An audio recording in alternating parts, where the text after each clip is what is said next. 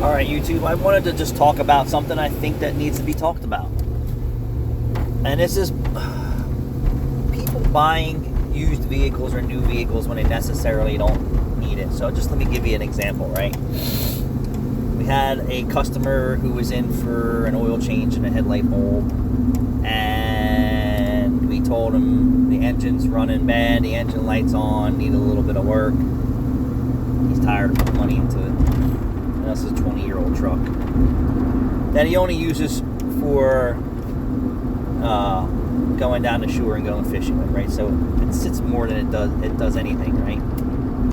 But it serves a purpose. And we're just going to use a number, $1,400, to get the truck running right and get the front end addressed for a truck that sits more than it's even used, right? So when the weather is nice, you're going down the shore and you're going fishing, you're putting your boat in the water and you're taking your boat out. So it's salt water. It's going to destroy any truck that you buy. I don't care what Ford says about their aluminum bodies. It's still, salt still eats aluminum away.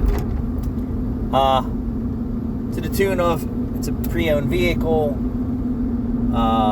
it's $4,000 to down payment, and then now you have, a few $100 a month payment, towards the $400 plus full coverage.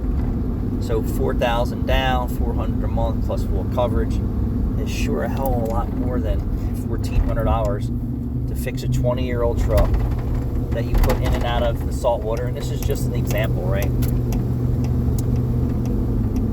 It just doesn't make sense to me, but to each their own, right? You have to have, or you want to have, but you're tired of putting money, right? You hear this from people all the time, not just this situation. I'm tired of putting money into this car. Well, what you just said to me doesn't make sense, because you're putting $400 a month into a car payment, right? Or $700 a month, or whatever the case may be, right? Does it make sense? $400 a month plus full coverage insurance, so another $200, so $600 a month. You're tired of putting money into this. It just doesn't register to me, because $1,400 is still a lot less than $400 a month for the next 5 years. Does that make sense to you? Does that make sense to anybody? I'm pretty sure that it does. I mean, the math adds up. So another example, this 97 Ford F-150 I purchased from a wholesaler 4 years ago with the bad headliner. The day I purchased it, I put one brake line on it. The year after that, I put another brake line on it. And then after that, I put some brakes and rotors on it.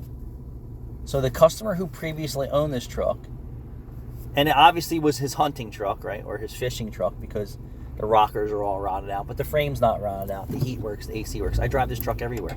Caleb drove this truck for 4 hours to go pick up parts. Might even six hours the other day. But somebody said the same thing. I'm tired of putting money in this truck.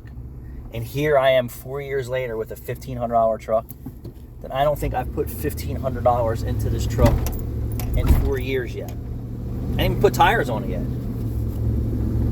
So, yeah, for a truck that sits more than we use it, this is our scrap truck and multi-purpose truck. Now I'm driving it every day to work, which isn't far, but I would never get tired of putting money into my $1,500 truck. Never. Never. If the frame was rotted out, yeah, okay, you're going to start the frame, not the body.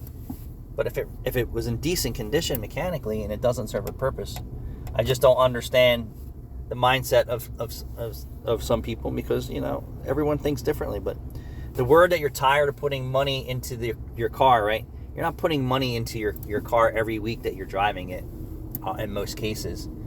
And putting a few $100, if not $1,000, into your older vehicle every few months is a far distant savings than dumping $500, $600, $700 a month into a car payment. And be that new or used. Because once you expire your warranty with your new car, guess what? Wearable and maintenance items are on you. So that's basically from day one. So it just doesn't register when customers say, I'm tired of putting money into this car.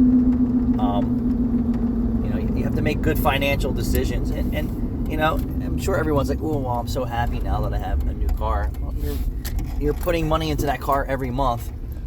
Every month you're putting money into that car. Every month. Consciously.